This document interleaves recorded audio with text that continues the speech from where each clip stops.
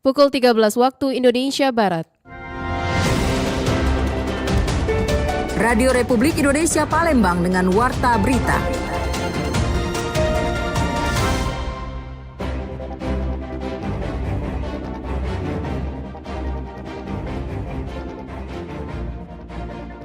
Ada 10 kecamatan yang menjadi atensi kita. Dengan kata lain, kita tidak menyampingkan kecamatan-kecamatan lain ya, seperti Jakabari, Karnapati, Alang-Alang Lembang, Sutarami, Gandul.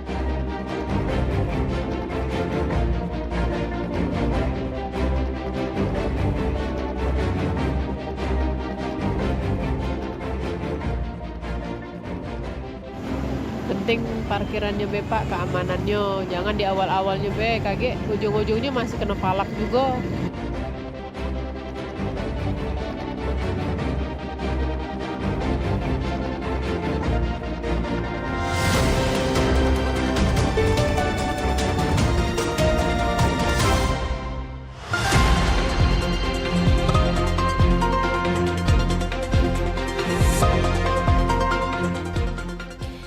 Selamat siang pendengar, Anda mendengarkan Warta Berita Radio Republik Indonesia Palembang, Sari Berita. Pemerintah Kota Palembang bentuk tim sosialisasi pencegahan karhutlah. Memasuki musim kemarau, BPBD Banyuasin tingkatkan kewaspadaan kebakaran hutan lahan dan kebun.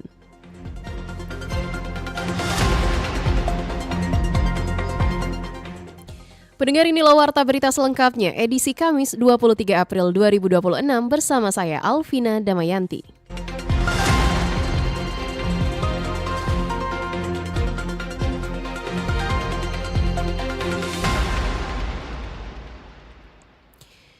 Pendengar, untuk meningkatkan kesiapsiagaan karhutla di tengah potensi musim kemarau yang lebih panjang, pemerintah Kota Palembang dengan membentuk tim sosialisasi pencegahan karhutla. Pemerintah Kota Palembang membentuk tim sosialisasi pencegahan kebakaran hutan dan lahan atau Karhutla tahun 2026. Tim ini bertugas mengedukasi masyarakat di setiap kecamatan serta berkoordinasi dengan TNI, Polri hingga tokoh masyarakat guna menekan potensi kebakaran sejak dini. Langkah ini diambil menyusul kondisi musim kemarau tahun ini yang diperkirakan lebih panjang berdasarkan data BMKG, sehingga meningkatkan resiko terjadinya kebakaran lahan. Wali Kota Palembang Ratu Dewa mengatakan terdapat 10 kecamatan yang menjadi fokus penanganan karhutla, di antaranya Jakabaring, Kertapati, Alang-Alang Lebar, Sukarami, dan Gandus. Ada 10 kecamatan yang menjadi atensi kita. Dengan kata lain, kita tidak menyampingkan kecamatan-kecamatan lain ya, seperti Jakabari, Karnapati, Alang-Alang Lebar, Sutarami, Gandul. Itu pengalaman lalu rentan terhadap pembakaran lah, termasuk sampah. Ia menambahkan, petugas secara rutin mengimbau warga agar tidak membuka lahan dengan cara dibakar, terutama di area yang dekat dengan permukiman serta mengedukasi kepada masyarakat. Selain itu, pemerintah juga menyiagakan sarana dan prasarana dengan berkoordinasi bersama Dinas Pemadam Kebakaran Kota Palembang untuk mengantisipasi dan menangani jika terjadi karhutla. Erlin Fartesa melaporkan. Pedagang harapkan keamanan di kawasan Car Free Night kepada pemerintah Kota Palembang. Pemberlakuan Car Free Night yang digagas pemerintah Kota Palembang diharapkan bisa mendorong pelaku UMKM yang ada untuk meraih keuntungan pada malam diberlakukannya CFN. Dikatakan pedagang di kawasan Jalan Kolonel Atmo, Sriyanti, pemberlakuan CFN menjadi kesempatan yang ditunggu-tunggu agar semua pedagang bisa meraih keuntungan. Tetapi meski demikian, pedagang mengharapkan agar ada jaminan keamanan dan bagi pedagang dan pengunjung untuk bisa berjualan dengan nyaman dan aman. Penting parkirannya be Pak, keamanannya. Jangan di awal-awalnya be, kaget ujung-ujungnya masih kena palak juga. Sama sikok lagi, tambah penerangan biar terang, kelihatan, jelas. Sriyanti juga menuturkan jika dengan diberlakukannya CFN ini, hampir seluruh pelaku UMKM hadir dan mengambil kesempatan, sehingga selain masalah keamanan, pemerintah juga diharapkan bisa menjamin ketersediaan penerangan yang maksimal. Dari Palembang, Abbas Surya melaporkan, RRI terus mengudara untuk Indonesia. Sementara itu pendengar, Women News Network apresiasi pengesahan Undang-Undang Pekerja Rumah Tangga yang dinanti selama 22 tahun. Women News Network mengapresiasi langkah pemerintah dan DPR mengesahkan rancangan Undang-Undang Perlindungan Pekerja Rumah Tangga RUU PPRT menjadi undang-undang. Anggota Women News Network sekaligus pimpinan redaksi simburcahaya.com Nila Ertina mengatakan disahkannya Undang-Undang PPRT menjadi tonggak penting dalam perlindungan pekerja rumah tangga. Nila menyebut pengesahan RUU PPRT menjadi buah penantian panjang selama 22 tahun. Menurutnya, keberhasilan ini tidak terlepas dari perjuangan panjang berbagai elemen masyarakat sipil yang konsisten mengadvokasi hak-hak pekerja rumah tangga. Undang-undang ini juga menjamin hak pekerja rumah tangga untuk memperoleh jaminan sosial, kesehatan, dan ketenaga kerjaan, serta akses terhadap pendidikan dan pelatihan vokasi bagi calon pekerja. Termaktub juga dalam aturan tersebut bahwa P3RT secara tegas dilarang melakukan pemotongan upah dalam bentuk apapun guna memastikan perlindungan ekonomi yang layak bagi pekerja. Pengesahan Undang-Undang PPRT pada 21 April 2026 merupakan kado bagi pekerja rumah tangga seluruh Indonesia. Karena setelah 22 tahun diperjuangkan, akhirnya Undang-Undang Pekerja Rumah Tangga disahkan. Namun, koalisi masyarakat sipil hingga kini masih akan terus mengawal agar peraturan turunannya segera disusun. Karena itu penting sekali untuk mengimplementasikan undang-undang yang telah disahkan kemarin. Selain itu, undang-undang ini dikatakan Nila juga tetap mengakui hak pekerja yang telah bekerja sebelum berlakunya undang-undang, serta mengamatkan penyusunan peraturan pelaksana paling lambat 1 tahun sejak diundangkan. Dari RRI Palembang, Nova Ariana melaporkan terus mengudara untuk Indonesia. Pendengar, keberadaan Taman POM 9 sebagai ruang terbuka hijau yang perlu dijaga kebersihan. Fasilitas dan kenyamanannya dapat memberikan manfaat bagi seluruh lapisan masyarakat. Taman Publik POM 9 Kota Palembang merupakan taman yang menjadi oase di tengah hiruk-pikuk kota dengan suasana hijau yang menenangkan dan fasilitas yang memadai seperti kursi taman yang nyaman dan bersih terjaga. Ada satu pemandangan menarik yang kerap terlihat di setiap sudut taman tersebut, di mana sejumlah pengemudi ojek online yang memanfaatkan taman ini sebagai titik tunggu strategis. Suasana yang teduh, udara yang sejuk, serta nyaman, taman menjadikan pilihan utama bagi para pengemudi untuk bersantai sejenak di sela-sela waktu kerja. Aji, salah seorang pengemudi ojek online, mengatakan dirinya memilih Taman POM 9 karena frekuensi orderan cukup tinggi. Jadi, selain produktif, dirinya juga bisa melepaskan penat dengan nyaman. Para pengemudi seperti Aji, taman ini bukan hanya tempat beristirahat, tetapi juga tempat yang mendukung kelancaran pekerjaan mereka. Ini spotnya memang rame udaranya Mbak, terus dingin kan, sejuk, terus nyaman di sini kan. Lalu kebersihannya lumayan sih Mbak, kenyamanannya kan mungkin ada bekas coret-coretan ini mungkin masih kan yang kurang ini kan. Terkait fasilitas yang ada, para driver ojek online menilai kebersihan taman sudah cukup baik dan layak. Meski demikian, mereka berharap agar kebersihan dan kenyamanan taman dapat terus dipertahankan ke depannya.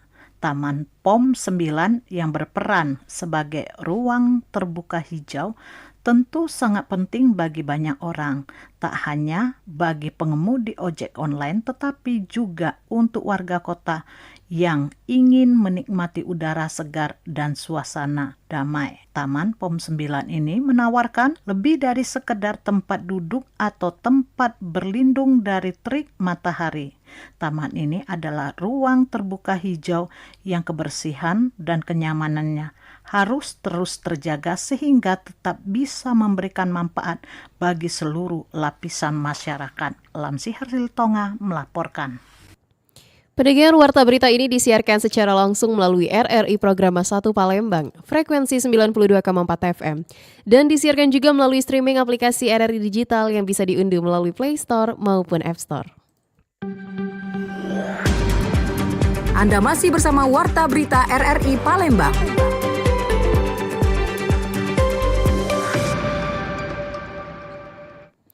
Kita beralih ke informasi selanjutnya. Harga daging ayam di Palembang mulai mengalami kenaikan dalam beberapa waktu terakhir. Salah satu terjadi di Pasar Pahlawan Palembang. Harga daging ayam di Palembang mulai mengalami kenaikan dalam beberapa waktu terakhir. Salah satunya terjadi di Pasar Pahlawan Palembang. Sebelumnya harga daging ayam berada di kisaran Rp32.000 per kilo, namun saat ini harga daging ayam dijual Rp35.000 per kilo. Bahkan sempat menyentuh harga Rp40.000 per kilo beberapa waktu yang lalu. Asep, seorang pedagang ayam di Pasar Pahlawan, mengungkapkan bahwa kenaikan harga sudah terjadi sejak 1 pekan terakhir. Ia menduga stok menjadi salah satu penyebab perubahan harga di pasaran, meski saat ini harga mulai sedikit menurun dari sebelumnya. Pak, harga ayam sekarang yang berapa, Pak? 35. Apa Pak penyebab naiknya, Pak? Ya mungkin stok kali. Ya, Harapannya, Pak? Apa? Harapannya, Pak, apa? Ya harga pacak murah terus, jadi daya beli masyarakat pacak terjangkau. Selain daging ayam, kenaikan juga terjadi pada komoditi lain seperti bawang merah dan cabai. Nursina, salah seorang pedagang cabai, mengungkapkan harga kedua bahan tersebut saat ini mencapai Rp60.000 per kilo. Kenaikan ini naik dari sebelumnya sekitar Rp40.000 per kilo, yang disebabkan oleh faktor cuaca. Pedagang berharap kepada pemerintah dapat menekan harga kebutuhan pokok agar daya beli masyarakat dapat kembali meningkat. Dari Palembang, Sumatera Selatan, Muhammad Irfan, Pro 1 RRI terus mengudara untuk Indonesia. Sementara itu, pendengar, BPBD Banyuasin tingkatkan kewaspadaan karhutla Labun memasuki musim kemarau. Hal tersebut mengacu pada data Badan Meteorologi, Klimatologi, dan Geofisika yang menyebut adanya pengaruh fenomena El Nino. Dampaknya, suhu udara cenderung lebih panas dibandingkan tahun sebelumnya. Report yang dibagikan oleh BMKG memang tahun ini kemungkinan kita mengalami karhutla ini dikarenakan musim kemaraunya lebih panjang dan lebih panas dari tahun-tahun sebelumnya. Badan Penanggulangan Bencana Daerah atau BPBD Kabupaten Banyuasin meningkatkan kewaspadaan menghadapi potensi kebakaran hutan dan lahan tahun ini. Langkah ini dilakukan menyusul prediksi musim kemarau yang lebih panjang dan kering dibandingkan tahun sebelumnya. Kepala Pelaksana BPBD Banyuasin, Reza Agus Perdana, mengatakan kondisi tersebut dipengaruhi fenomena El Nino. Meskipun masih dalam kategori lemah hingga moderat, dampaknya tetap perlu diantisipasi sejak dini. Perubahan dari La Nina ke El Nino menyebabkan pola curah hujan menurun dan suhu udara menjadi lebih panas. Akibatnya, potensi terjadinya kebakaran hutan dan lahan dapat meningkat, terutama di wilayah rawan. Reza Agus Perdana menegaskan kewaspadaan bersama sangat diperlukan untuk mencegah terjadinya bencana. Untuk mengantisipasi hal tersebut, BPBD Banyuasin telah melakukan koordinasi dengan TNI, Polri, serta instansi terkait lainnya. Rapat koordinasi juga rutin digelar guna menyusun strategi pencegahan dan penanganan di lapangan. Selain itu, BPBD berencana mengumpulkan perusahaan perkebunan yang berada di wilayah Banyuasin. Langkah ini dilakukan untuk memperkuat upaya pencegahan, mengingat kawasan perkebunan kerap menjadi titik rawan kebakaran. Terakhir kemarin kami sempat berdiskusi dengan Pak Kapolres, kemungkinan dalam waktu dekat ini kami akan mencoba mengumpulkan perusahaan perkebunan, karena sebagian besar berdasarkan pengalaman selama ini yang sering terjadi karhutla itu di wilayah perkebunan, tentunya yang HGU dari perusahaan-perusahaan perkebunan di Banyuasin. Untuk itu mungkin ke depan kami akan mengumpulkan mereka, kita ajak berdiskusi untuk melakukan langkah-langkah pencegahan dan mitigasi. Dikatakan Reza, pemerintah daerah juga akan meningkatkan patroli di tingkat kecamatan. Pemantauan kondisi wilayah dilakukan secara berkala menjelang puncak musim kemarau. Diperkirakan musim kemarau mulai terjadi pada akhir Mei hingga awal Juni. BPBD juga dijadwalkan akan menggelar apel siaga serta mengaktifkan posko terpadu. Posko ini berfungsi sebagai pusat koordinasi dan penanganan cepat apabila terjadi kebakaran. Reza menegaskan masyarakat diimbau untuk tidak membuka lahan dengan cara membakar. Selain itu, pembakaran sampah juga harus diawasi agar tidak memicu kebakaran lebih luas. Petani juga diminta mewaspadai dampak kekeringan terhadap hasil pertanian. Dengan kesiapsiagaan yang ditingkatkan, diharapkan potensi bencana dapat diminimalkan. Dari Banyuasin, Muhammad Maulana, Pro 1 RRI terus mengudara untuk Indonesia.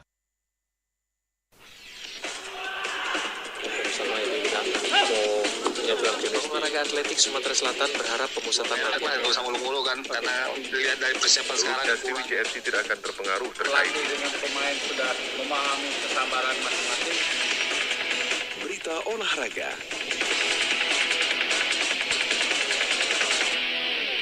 Pendengar, beralih ke berita olahraga, peluang promosi tertutup. Sumsel United fokus sapu bersih 2 laga sisa di kompetisi Pegadaian Championship 2025-2026. Harapan Sumsel United untuk promosi ke Indonesia Super League resmi kandas meski kompetisi masih menyisakan 2 pertandingan. Kepastian itu terjadi usai hasil imbang 1-1 melawan Persikat pada pekan ke-25 Championships 2025-2026. Dengan koleksi 39 poin dari 25 laga, Sumsel United tidak lagi memiliki peluang mengejar posisi 2 besar. Selisih 7 poin dari peringkat kedua Garuda Yaksa FC dan 8 poin dari pemuncak klasemen Adiaksa FC Banten menjadi jarak yang mustahil dikejar, meski tim menyapu bersih 2 laga terakhir. Sementara itu, persaingan di papan atas semakin ketat. FC Bekasi City naik ke posisi 3 dengan 41 poin usai mengalahkan Adiaksa FC Banten 3-1. Garuda Yaksa FC tetap di posisi kedua setelah bermain imbang 2-2 melawan Persiraja. Meski peluang promosi telah tertutup, pelatih kepala Sumsel United Ilmaizar menegaskan timnya akan tetap tampil maksimal pada 2 laga sisa. Laga tandang melawan PSPS Pekanbaru dijadwalkan pada 28 April 2026, disusul laga kandang kontra Persekat pada 2 Mei 2026. Ya, itu sudah berjalan, tapi ya sisa pertandingan 2 ini kita harus memberikan bagaimana kita bertanggung jawab sebagai seorang pemain sepak bola. Kita sign kontrak dengan manajemen Sumsel United, kita harus bertanggung jawabkan diri kita bahwa kita layak sebenarnya masuk ke Liga 1. Mungkin karena kondisi aja dan nasib aja TRC kita nggak di situ. Di laga lain pekan ke-25, PSMS Medan menang tipis 1-0 atas Rija FC, sementara PSPS Pekanbaru menaklukkan Persekat dengan skor 4-2. Dari Jakabaring, Hari Rizky, RRI Palembang, terus mengudara untuk Indonesia.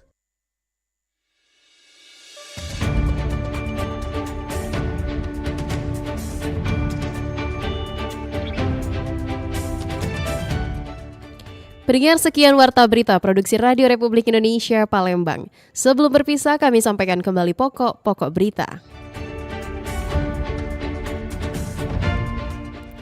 Pemerintah Kota Palembang bentuk tim sosialisasi pencegahan karhutla. Memasuki musim kemarau, BPBD Banyuasin tingkatkan kewaspadaan kebakaran hutan, lahan, dan kebun.